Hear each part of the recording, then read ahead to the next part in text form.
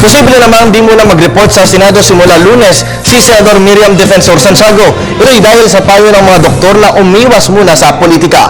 Ayon sa cardiologist na si Dr. Esperanza Cabral, maaaring muling ma-stroke o ma-heart attack si Santiago kung muli itong makikipagtalo kina Senate President Juan Ponce Enrile at Senador Fanpilo Lacson sa issue ito ng Christmas cash gifts. Niliwanag ni Dr. Cabral na base sa medical history ni Santiago, malalagay siya sa peligro kung patuloy silang makikipag-away sa mga kapwa senador. Sinabi naman ng ophthalmologist na si Dr. Rodolfo Chuanico na ang blood clot sa mata ni Santiago ay isa ng babala ng posibleng pag-atake muli ng alta presyon.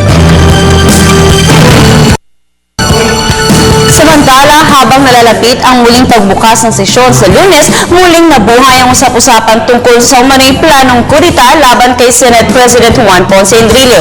Ito ay sa gitna ng kinakasangkutang kontrobersyal na Enrile kaugnay ng pamimigay ng 1.6 million peso cash gifts sa mga kaalyadong senador.